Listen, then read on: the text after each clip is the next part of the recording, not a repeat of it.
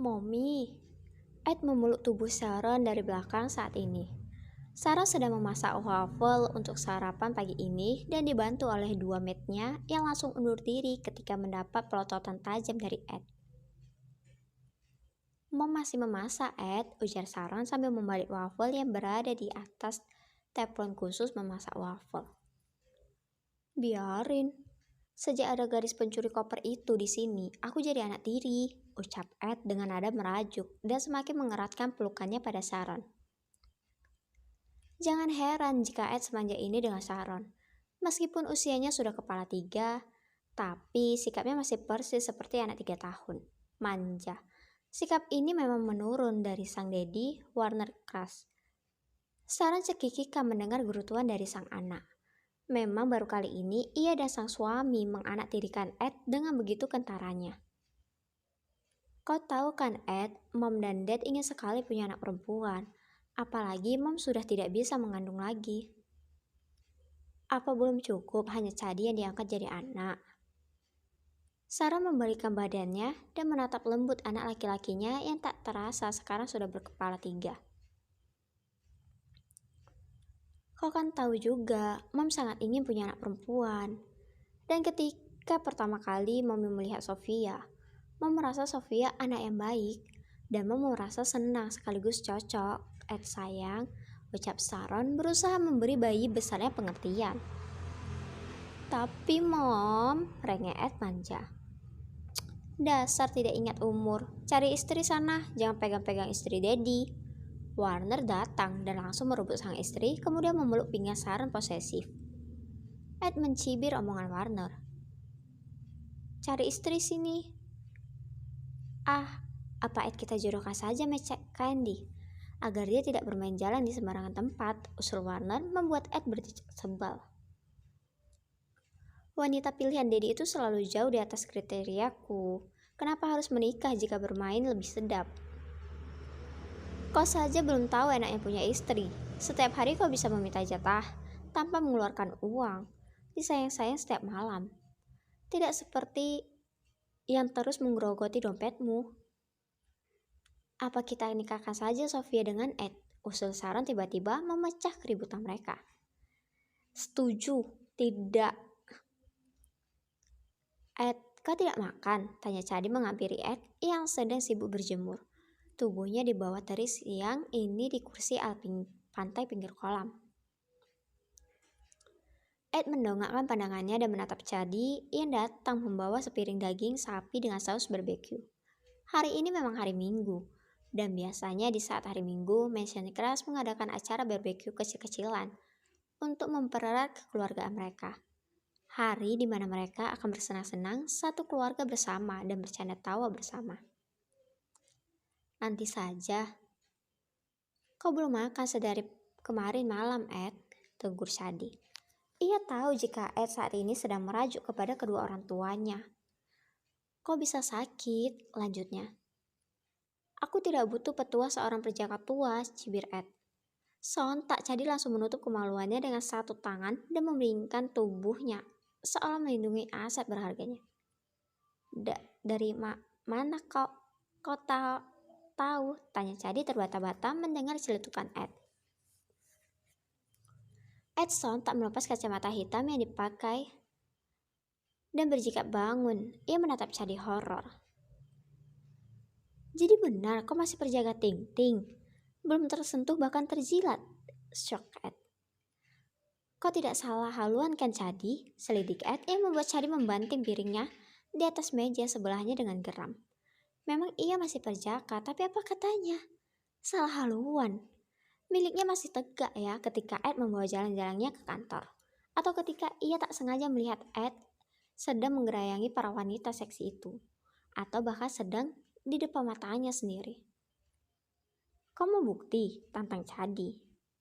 Tidak, mataku tidak mau tercemar melihat burung kecilmu itu, tahu Ed dan kembali membaringkan tubuhnya.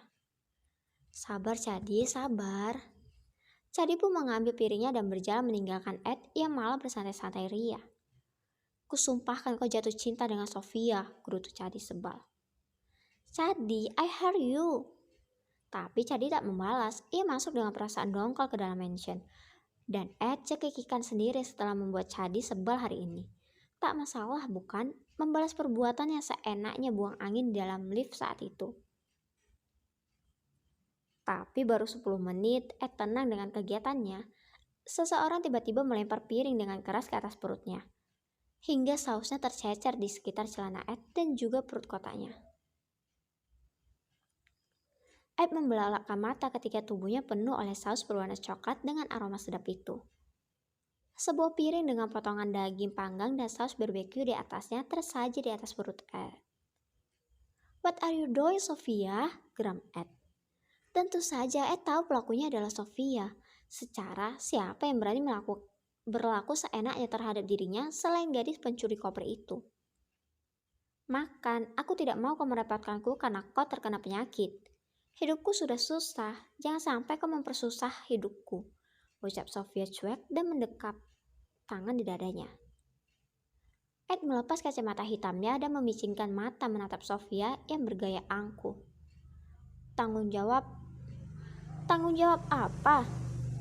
"Bersihkan saus-saus ini dari tubuhku, gadis nakal," geram Ed ketika Sophia tak merasa bersalah sedikit pun.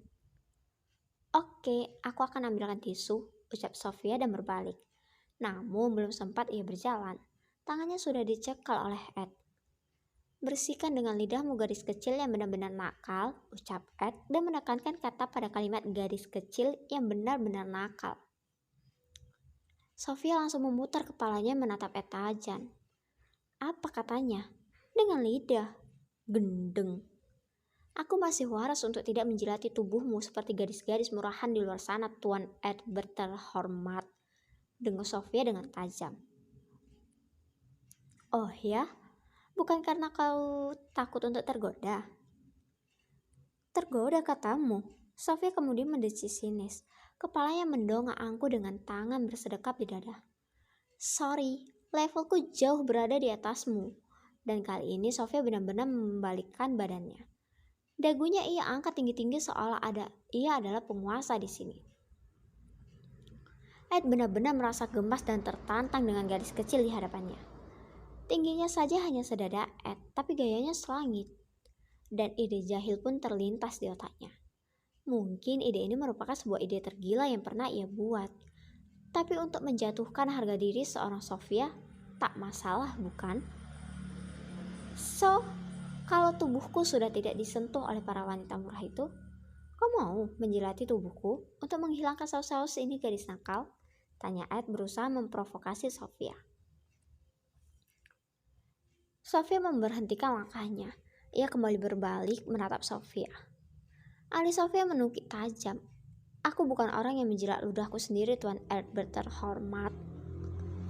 "Oke, kupastikan sejak detik ini tidak akan ada wanita yang akan menyentuh tubuhku lagi selain dirimu, gadis nakalku," ucap Ed dengan nada menggoda dan menatap kemenangan pada Sophia. "Kena kau," batin Ed senang. "Aku dijebak kali ini," batin Sophia yang mengumpat. Sophia masih diam dan bingung harus berucap apa. Rupanya salah ia bermain-main dengan seorang Edward saat ini. "Kenapa diam? Kau bilang dirimu tak menjilat omongan sendiri. Ayo bersihkan saus ini dari tubuhku, dan akan kupastikan aku tidak akan disentuh wanita lain." "Ah, tenang saja. Kemarin malam aku belum disentuh oleh siapa-siapa. Jadi badanku sudah suci untuk kau jilat bukan, gadisku?" ucap Ed dengan nada menggoda. Sial. "Kau pasti memanfaatkan situasi." Sophia berusaha mengelak. "Memanfaatkan seperti apa?" "Ya pokoknya memanfaatkan." Ed mendeci dan kemudian menaik turunkan kedua alisnya. "Atau jangan-jangan kau yang takut tergoda olehku dan malah menyerahkan tubuhmu untukku?" Sophia membelalakkan mata mendengar ucapan frontal Ed. "Never and impossible, Mr. Crush. So, let's do it and prove your worth." Sophia meneguk ludahnya susah payah. Rasanya seperti ada batu besar mengganjal di tengah-tengah lehernya saat ini. Ini gila, ini tidak benar. Ia tidak pernah melakukan ini. "Kenapa masih berdiri di situ? Kau takut dirimu terjebak oleh pesonaku dan kemudian berakhir diranjang bersamaku. Tenang saja, levelku juga bukan seperti dirimu gadis nakal. Sarkas Ed mengejek Sofia seolah membalikkan fakta bahwa Ed bukan termasuk dalam kriteria Sofia. Sofia mengepalkan kedua tangannya penuh emosi. Tidak, ini tidak bisa dibiarkan. Seorang Sofia tidak pernah rela harga dirinya diinjak-injak. Aku tidak akan pernah terpesona olehmu, dan kupastikan kau yang akan menggeram kenikmatan karena aku pria, ucap Sofia menggebu-gebu. So, prove it. Sofia meneguh ludahnya susah payah dan memejamkan mata, berusaha menenangkan dirinya. Kemudian ia berjalan pelan menuju Ed. Ia sudah bersandar setengah tidur pada kursi ala pantainya, sambil menatap Sofia penuh kemenangan. Ayo Sofia, buktikan kalau kau lebih hebat dari kepala tidak tahu diri itu. Hingga kemudian Sofia sudah berdiri tepat di hadapan Ed. Wajah yang semulanya gugup dan takut kini berubah menjadi wajah wanita yang angkuh dan berkuasa. Sofia menaikkan satu kakinya ke atas kursi kayu itu dan menaikkan lagi satu kakinya yang masih berpijak pada lantai dengan gaya sensual. Dan sekarang ia berdiri tegak dengan dua kaki terlipat ke belakang di antara kedua kaki Ed.